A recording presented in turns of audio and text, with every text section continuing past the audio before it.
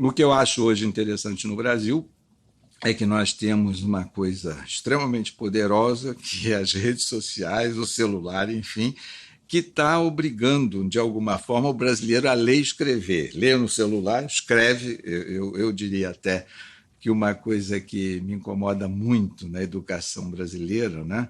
E que eu acho que Machado de Assis escapou disso, e Machado de Assis é um produto do século XIX, vale a pena até falar um pouco sobre ele, que era o seguinte: como é que foi? Machado de Assis foi um sujeito que praticamente não teve educação formal, né? Mas teve a felicidade de trabalhar numa tipografia, ainda muito novo, né? E sempre leu muito, tinha que, né, escrever os livros e tal. E começou a escrever também muito cedo. E teve, digamos, foi ligado ao Paula Brito, que era o editor mais importante do Império, que era um negro, né?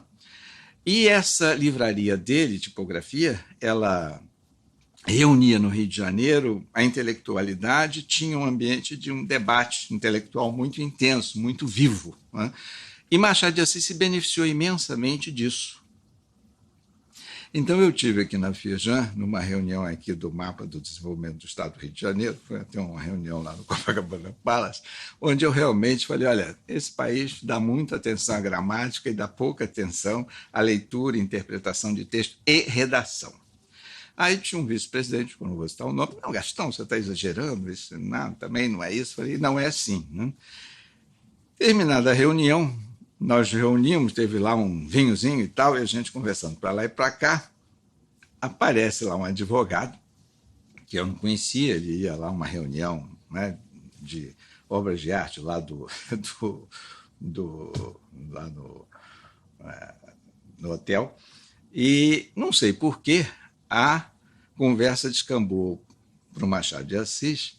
E ele diz assim, bem fez Machado de Assis, que nunca se preocupou muito com gramática. Ele realmente aprendeu gramática, escrevendo muito, lendo muito, né?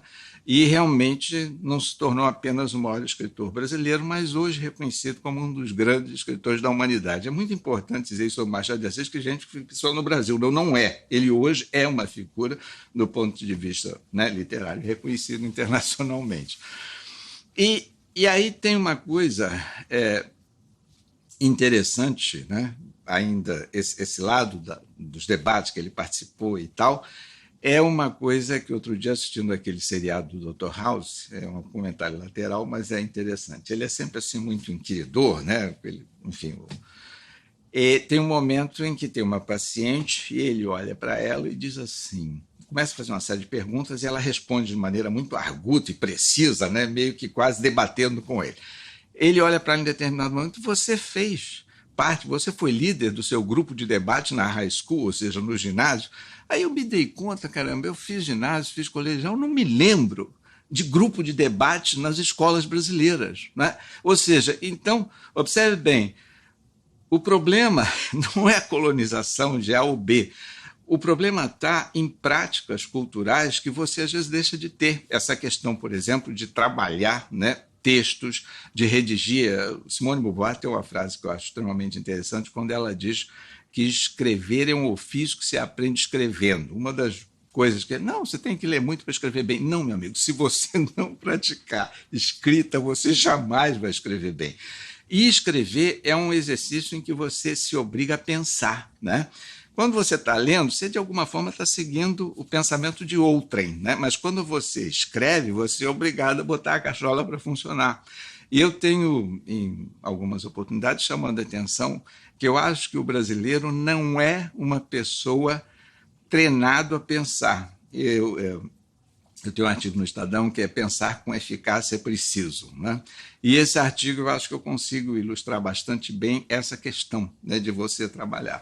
Então, realmente, quer dizer, o Brasil tem essa situação de que nossa educação tem falhas sérias, né? E quando você vê todas essas avaliações internacionais, nós estamos, né, lá na rabeira, enfim.